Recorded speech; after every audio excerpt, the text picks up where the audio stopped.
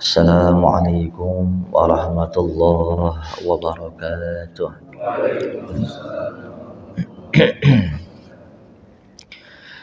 Al-Fatihah ila hadratin Nabi Muhammadin Rasulillah sallallahu alaihi wasallam wa alihi wa ashabihi wa azwajihi wa dhurriyyatihi thumma ila jami'i ikhwanihi minal anbiya'i wal mursalin wal awliya'i was salihin thumma ila arwahi amwatina wa amwatil muslimin khususan ila ruh muallif hadzal kitab al-mubarak anna Allah yaghfiru lahu wa liwalidayhi wa jami'i masyayikhihi wa anna Allah yanfa'una bihi wa bi'ulumihi fid darain amin. Al-Fatihah. Bismillahirrahmanirrahim. Alhamdulillah Ar-Rahman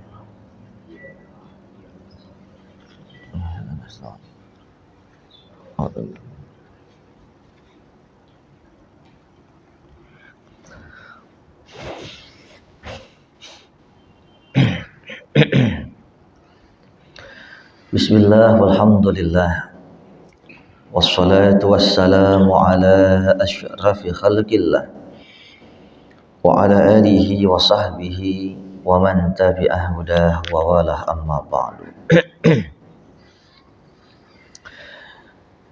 Para jamaah Masjid Al-Manar yang dimuliakan Allah, mari kita lanjutkan kajian kita masih bab tentang mujahadah, hadis yang ke-12.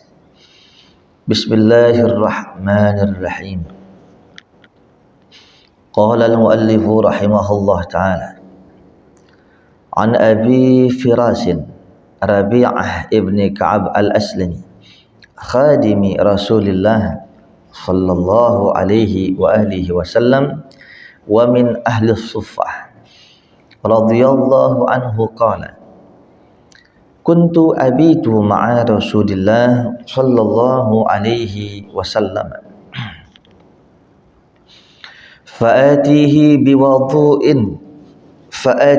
biwudu'ihi wa hajatihi faqala salni faqultu as'aluka murafaqataka fil jannah faqala aw ghayra dhalik qultu huwa dhaka qala fa'inni ala nafsika bikathratis sujud. Rawahu Muslim. Dari sahabat Abu Firas Rabi'ah bin Ka'ab al-Aslami, khadimi Rasulullah sallallahu alaihi wasallam. Khadim kalau bahasa kita mah pelayan ya. Pelayannya Rasulullah sallallahu alaihi wasallam. Wa min ahlus suffah, dan beliau ini tergolong dengan ahlus suffah. Ahlus suffah itu segelintir sahabat yang dikhususkan oleh Rasulullah, dididik secara batin, sufi kalau bahasa kita mah. Di antaranya beliau Abu Firas bin Ka'ab al-Aslami. Ada lagi sahabat Huzaifah ibnul Yaman. Ada lagi termasuk ya Khalifah Rasyidin, termasuk sahabat yang lainnya. Nah itu saya mau ulang-ulang lagi. Seandainya, tapi sekarang udah ketutup sih itu tempat. Jadi di antara makam mimbar Nabi sama makam Nabi itu kan namanya Raudhah. Nah, makam Nabi ini, no kiblat makam Nabi. Persis di belakangnya itu, kalau kita ke Raudhah lewat sini, itu ada satu sekitar 3 kali 4 meter lah. 3 kali 4 meter gundakan tinggi gitu.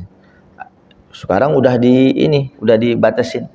Nah, itu dulu tempat mendidiknya Rasulullah kepada sahabat-sahabat yang khusus. Satu contoh kemarin yang kita bahas di sini. Rasulullah mengkhususkan kepada sahabat-sahabat dekatnya. Di antaranya suatu malam Rasulullah ngajak berjamaah sahabat Huzaifah ibnul Yaman. satu rakaat ya, satu rakaat Nabi Muhammad itu Nabi bacanya Al-Fatihah wajib ya. Bol. Sehat ente? Habis baca Fatihah, baca Al-Baqarah. Habis Al-Baqarah, Ali Imran.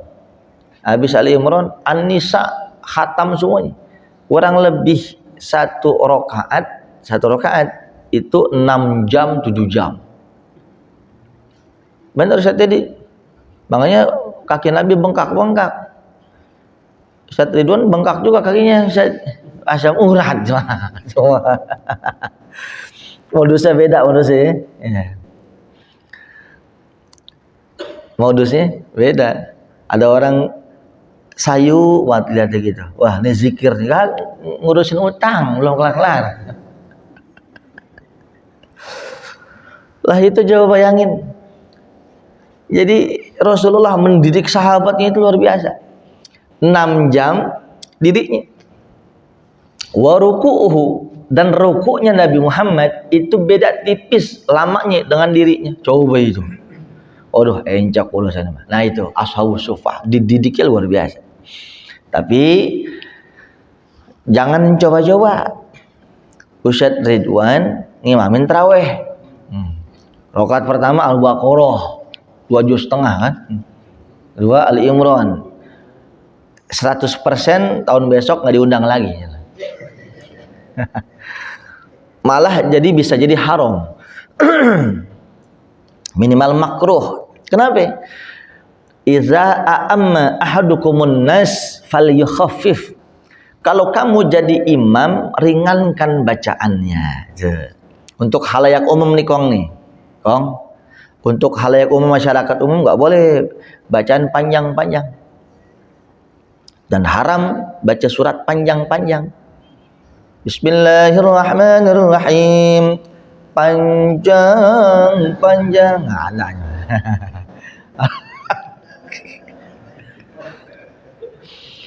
Biar full seger aja, ya kan? Cuma, aduh, kayak wali dia lu biasa. Nah itu yang disebut ahlus suffah. Nah itu kata ulama, itu tempat yang di belakang makam Nabi Muhammad yang disebut didikannya Allah, Rasul mendidik ahlus suffah. Kalau kita bisa zikir di situ, kalau kita bisa sholat di situ, itu salah satu tempat yang dikabul doa. Masya Allah. Jelas ya. Raudhah kan mustajab, itu juga termasuk. Ini sih kata guru saya nih, ya. Kata guru saya, tidaklah orang duduk ibadah di tempat ahlus suffah itu kecuali ada seorang waliullah dampingin dia. Sekalipun gak kelihatan. Nah, itu dia. Wallahu a'lam bishawab. Radhiyallahu anhu qala. Semoga Allah ridha kepada beliau. Qala, beliau berkata, Abu Firas Rabi'ah bin Ka'ab. Kuntu abitu ma'a Rasulillah sallallahu alaihi wasallam. Aku pernah nginep bersama Rasulullah sallallahu alaihi wasallam. Aku pernah bermalam bersama Rasulullah sallallahu alaihi wasallam. Fa'atihi biwudu'ihi wa hajatihi. Kemudian malam mau tahajud, aku mendatangkan beliau air uduknya. Air uduknya aku siapin, wa hajatihi, dan hajatnya. Artinya untuk beliau buang air kecil umpamanya. Sudah rapi uduk. Faqala, maka Rasulullah bersabda kepada Abu Firas Rabi'ah al-Aslami bin Ka'ab al-Aslami. Salni, minta sama saya. Abu Firas minta sama saya. Ente mau apa? Anda doain, gitu. Fakultu, maka aku katakan, as'aluka murafaqataka fil jannah. Ya Rasul, saya cuma minta agar nanti di akhirat saya bersamamu. Itu doang. Faqala, maka berkatalah Rasulullah, bersabda Rasulullah, awa ghaira zalik, yang lain minta, yang lain minta. Umpama pada saat itu Abu Firas Rabi'ah bin Ka'ab al-Aslami minta orang paling kaya sekampung, insya Allah dikabul. Abu Gharzalik, yang lain minta, selain engkau dekat denganku di surga, ada yang lain enggak? Fakultu huwa zaka, maka kata Abu Firas, tidak ya Rasulullah, itu aja udah cukup bersamamu di surga. Ya Allah, kalau ente apa pun ya sing dak adem ayam gemah di pulau Jina, ya banyak teman. Ya boleh ya. Ini Abu Firas, aneh pengen mau amantum doang di surga, nggak mau yang lain ya Rasulullah. Itu yang disebut love is blind. Buta udah, yang penting mah udah ama engkau aja. Kata Nabi, kata Abu Firas, yang lain ada nggak? Nggak ada. Nah ini jawaban Nabi Muhammad ya. Qala, maka bersabda Rasulullah sallallahu alaihi wasallam, kalau kau ingin bersamaku di surga nanti, fa'inni ala nafsika bikathratis sujud. Bantu saya, kata Nabi, bantu saya agar engkau banyak sujud. Kamu mau sama saya di surga? Kalau mau ontak banyak, mau peternakan sapi banyak, domba, ane doain. Tapi kalau ente pengen ama ane di surga, bantu ane. Caranya bagaimana? Banyakin sujud. Gitu. Jelas. Jadi Rasul mendoakan agar orang itu seperti yang dia mau di surga. Rasul minta bantuan juga. Ane cuma minta tolong main nih, bantuin ane juga. Apaan? Ente kudu banyak sujud ya. Artinya begini, orang dekat sama Nabi kagak sholat percuma. Nabi udah wafat, penerus Nabi para ulama, al-ulama warathatul anbiya, para ulama pewaris para nabi. Kan begitu. Punya guru banyak, ngajinya banyak, tapi kagak sholat, percuma, nggak bisa ketolong. Itu maksudnya. Jelas? Saudara yang saya muliakan. Ini juga ibarat seorang murid dan seorang mursyid, santri sama pak kiai.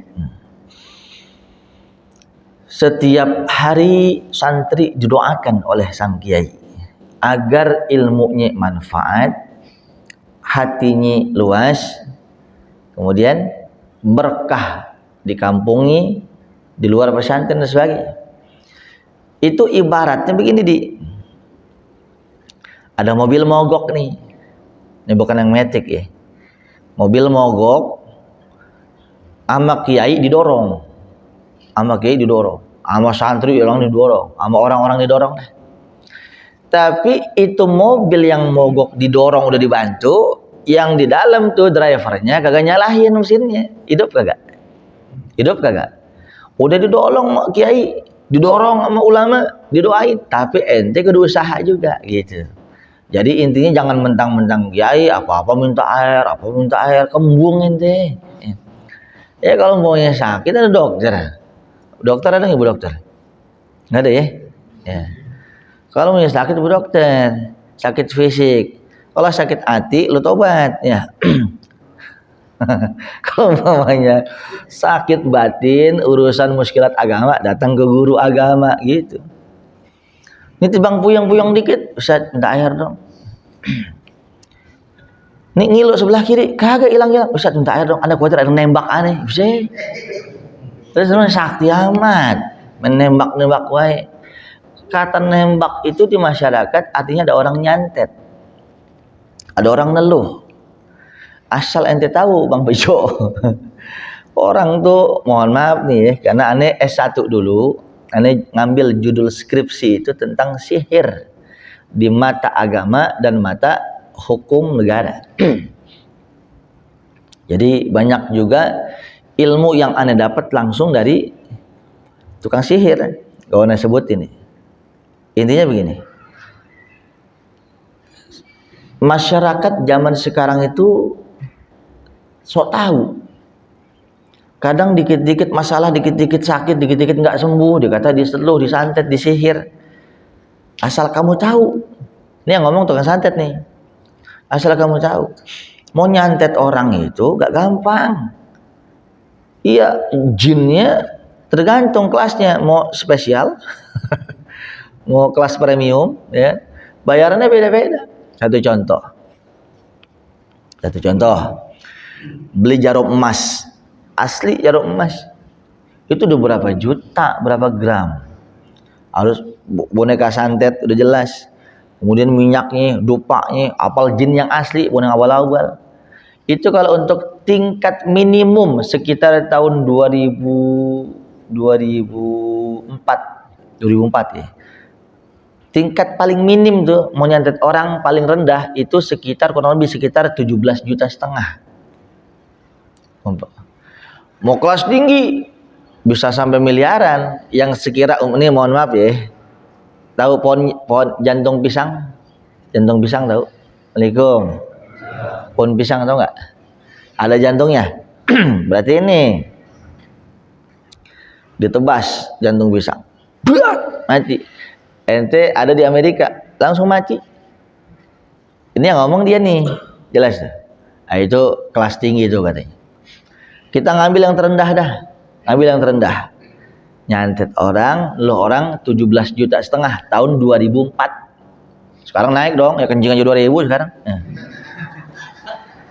Ini aneh ngomong begini biar ente terbuka wacana, jangan sampai terbelenggu dengan sesuatu yang nggak jelas, ya. Berapa ya biayanya tadi? 17,5 juta 2004. Yang datang ke rumah itu, mohon maaf lahir dan batin. Tinggalnya di mana? Oh, saya ngontrak di sini, Pak. Ke rumah saya. Ngeluh katanya dia katanya itu santet. Kata siapa? Itu Pak Ustadz, kata orang pintar di kampung saya. Orang pintar, ranking berapa dia? Orang pintar itu yang beasiswa, ya kan, ranking 1, bisa bikin pesawat, itu pintar. Ini katanya itu santet, yang gaib dia bisa lihat. Kenapa orang bisa lihat setan? Bisa jadi dia temannya setan. Kan logika sederhana aja. Katanya dia bisa lihat setan, Pak Ustadz. Lu kenapa datang kemari? Ya Pak Ustadz kan ilmunya tinggian. PA ya. Sekarang gua kagak bisa lihat setan. Berarti yang lu kata gua ilmu gua tinggian, gua kagak bisa lihat setan. Kenapa dia bisa lihat setan? Dia temen setan, berarti namanya. Kan bisa ECS dia bisa lihat kan. Halo bro. Assalamualaikum. Ini logika sederhana. Pak, saya bilang ini, Bapak tinggal di mana? Di situ Pak Ustadz. Kontrak ya. Sebulan berapa? Gope. Mohon maaf. Apa ya Bapak itunya? Apa namanya? Kerjanya apa ya? Saya dagang Ustadz di sini. Masalahnya apa? Ini Pak Ustadz kalau malam saya menggigil banget di atas jam 12. Terus ini ada kayak nusuk belakang saya sakit. Anehnya kalau siang kagak berasa. Antok banget orang ini. Dengerin namanya tuh. Terus saya ke rumah orang pintar Pak Ustadz di kampung.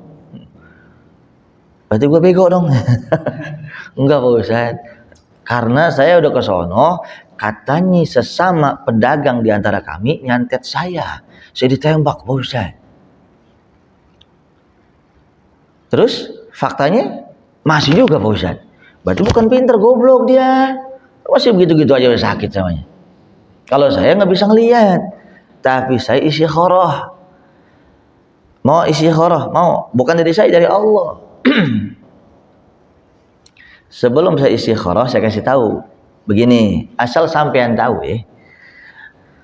Mau nyantet orang tuh, mau nolong orang kagak gampang. Ongkosnya minimal 17,5 juta. Lah lu ngontrak aja gope. Orang sama-sama susah, mau timbang mau nyantet lu beli motor 3 dia mah. Logika aja pakai. Betul kagak? Lantaran kok kenapa belinya ke situ mulu? lari ke situ mulu, disantet.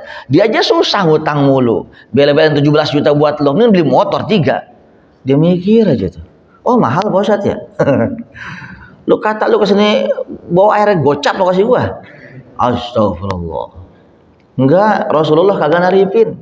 Tapi asal kebuka ente punya pikiran nih. Jangan suuzon. Orang pinter itu yang dekat sama Allah. Anda aja masih bodoh. Saya masih ngaji. Saya masih nerusin S3. Yaudah Pak Ustadz, saya ikut istikharah. Saya istikharah, saya sholat. Rupanya bener hasil istikharahnya. Kamu gak disantet, kamu gak ditelu, sehingga kamu suuzon sama teman-teman sebaya. Gak boleh. Terus kenapa Pak Ustadz begini? Saya nggak tahu. Itu bagian dokter. Tapi kalau saya cek tadi, itu istikharahnya penyakitnya medis. Yang jelas saya pesan, seandainya dideteksi sama dokter enggak, lari ke tukang urut, saraf kejepit namanya. Kenapa malam suka meriang? Gejala tipes. Iya, malam kan meriang, coba pagi kagak. Gejala tipes kan begitu. Asal malam ngigo aja ngigo. Bini saya sampai videoin saya ngigo. Ngigo lu sama Anita bukan? Lo kata Anita ningrum. Orang kalau lagi tipes tuh panasnya tinggi, ngigo. Pagi kagak, coba ke dokter. Sembuh betul Pak Ustaz. Alhamdulillah. Ya gejala tipes. Terus ini nggak hilang-hilang Pak Ustaz sampai gini hari. Itu karena asam lambung ente tinggi. Ente makan dijaga, pola hidup dijaga, tapi stres pikiran lu sama bini lu takut. Apa sih? Enggak, nih bukan ngomong itu bukan. Pokoknya 60%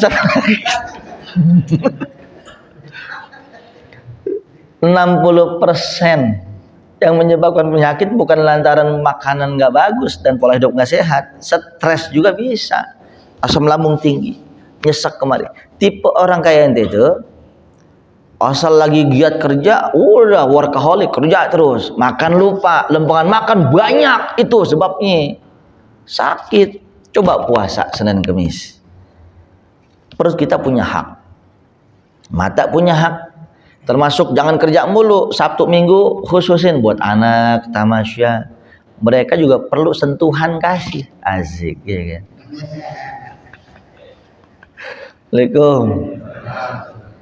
Wah Ustadz Sabtu Minggu ngayap terus, ya undangan gue mah.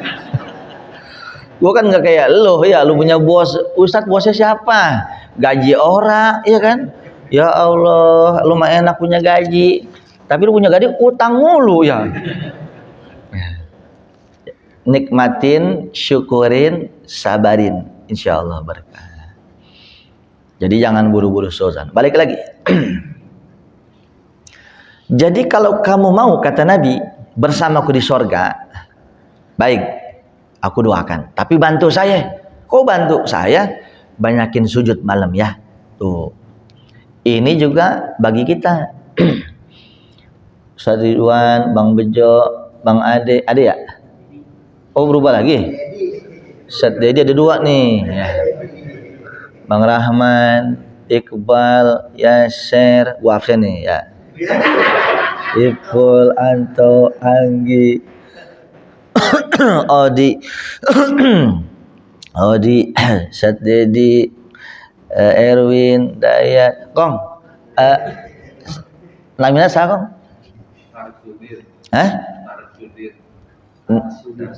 Tarsudin, Kong Tarsudin, Soleh, Bedul. Nah ini semua. Kalau ditanya, pengen nggak kita sama Nabi Muhammad? Pengen nggak kita jumpa sama Rasulullah? Pengen nggak kita ngimpi sama Nabi? Kalau udah ngimpi ketemu Nabi, insya Allah di sana gampangan lagi. Lah di sini mau ngimpi aja susah. Gua baca selawat banyak, zikir banyak, waktu Nabi kagak ketemu juga. Lihat koreksi di perut ente ada nggak uang bukan uang ente masuk? Koreksi lagi, ada nggak dengkinya kita sama orang? Zohir batin beres. Bagaimana cara uduknya sesuai dengan syariat gak? Bagaimana sholatnya? bagaimana mandi junubnya, semuanya zahir batin clear. Maka tambah satu lagi, sunnah Nabi dijalanin nggak? Bukan tibang maulidan. Maulidan itu mah cuma sekedar siraman, ajakan. Yang wajib tuh ngaji majlis taklim yang harus dipupuk. Jelas gak maksudnya? Maulid tiap tahun, yang hadir ribuan, ratusan, ribuan, gitu ya. Itu mah nggak wajib-wajib banget, fardu kifayah lah. Kalau ini fardu ain ngaji. Nah, ngikut ngajinya di mana? Yang kedua, pengamalan dari ngaji. Maulid kita hadir, ngaji kita dapat, duhanya siapa orang yang gak duha di sini? Tampangnya sih duha semua nih mah. Ya maksudnya di waktu duha ada masih gitu. Salat mau ya. Tuh duhanya. Witirnya malam minimal 3 rakaat. Qobliyah ba'diyah. Wa man tasalahu kawun. Doanya, baca Qur'annya. Ah, itulah dia. Siapa orang yang cinta kepadaku, banyakin sunnahku, kan jelas. Lah bagaimana mau ketemu? Gak usah pakai amalan, gak usah pakai banyak selawat kalau bahasa kita mah. Yang penting sunnah-sunnahnya kerjain ikhlas, Nabi datang sendiri insya Allah. Jelas? Jelas? Ada jemaah kemarin gini. Assalamualaikum. Datang ke rumah. Ini sih cuma sekedar ilmu yang saya tahu ya. Satu malam saya ngimpi Pak Ustadz ketemu Rasulullah. Ini kalau ada orang pernah mimpi berjumpa baginda Nabi, sunnah jangan disebutkan ke orang lain. Sunnah jangan diomong-omongin, jangan. Kecuali untuk diskusi. diskusi ke rumah saya. Terus gimana? Ngimpinya gimana? Anak kata gitu. Jadi saya di satu tempat, Pak Ustadz. Saya nggak tahu kalau itu Nabi, tapi ada orang bilang itu Rasulullah. Itu Rasulullah. Jelas ya? Ini orang baru ngaji sama kita nih di majlis taklim gitu. Ya benar itu. Karena dalam hadis Rasulullah, man ra'ani fil manam faka'annama ra'ani yaqzah li'anna syaitan la yatamassalu bi. Sesungguhnya orang yang berjumpa dengan saya di kala mimpi, dia sama dengan berjumpa dengan aku di waktu aku hidup. Karena syaitan tidak bisa menyerupai aku. Jadi kalau syaitan nyerupain wali songo, nyerupain Habib, nyerupain wali yang lain bisa. Tapi ketika berjumpa dengan Nabi atau ada petunjuk itu Rasulullah, maka benar itu Nabi Muhammad. Ya udah, apa yang mau ente komentarin lagi? Alhamdulillah bersyukur. Ini Pak Ustadz. Tapi ketika saya melihat Nabi lagi ngadep belakang dan kelihatan cuma kakinya doang sampai pinggang. Saya pengen banget Nabi ngelihat ke saya semuanya utuh. Anda senyum aja. Karena bagaimana Pak Ustadz ya? Begini, kalau ente ngelihat Nabi dari belakang, itu tandanya ibadah ente masih kurang. Kalau ente melihat Nabi dari kaki sampai pinggang, itu pertanda ente masih setengah-setengah. Ente kerja di mana? Di anu. Oh ya Allah. Cari kerja yang lain. Kalau masih ngandung riba, tinggalkan. Sampai nanti dapat kerjaan lebih baik, wajib tinggalin. Untuk sementara darurat, lanjutkan di situ. Yang kedua, kalau tobat, jangan tobat sambal. Ente udah bagus nih, Rasul udah jemput ente, deketin. Iya sih Pak Ustadz, kemarin ada teman ngajakin seloki gitu.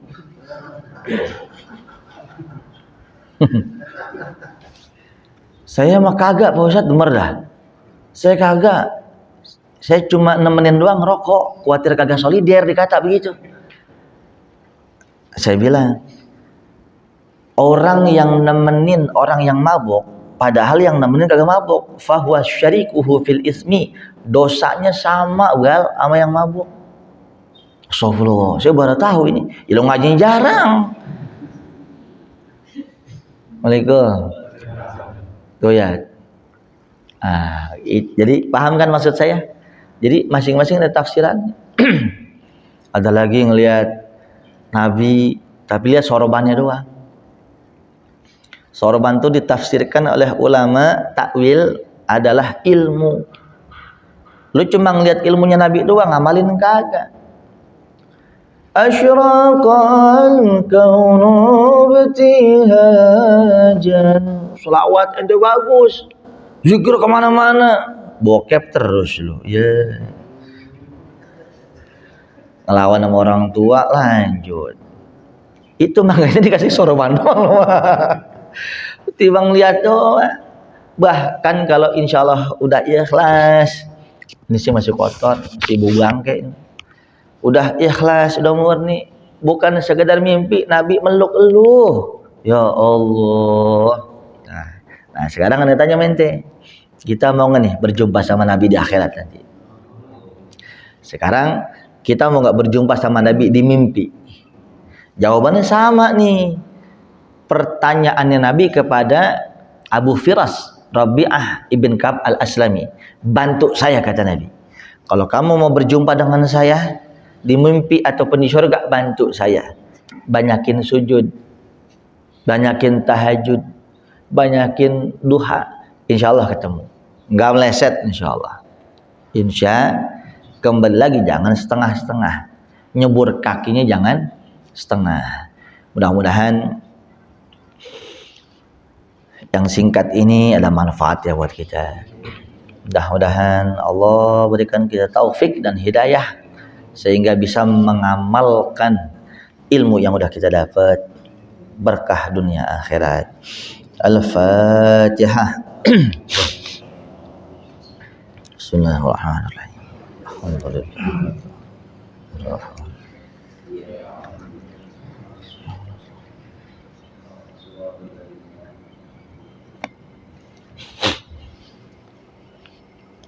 Bismillahirrahmanirrahim.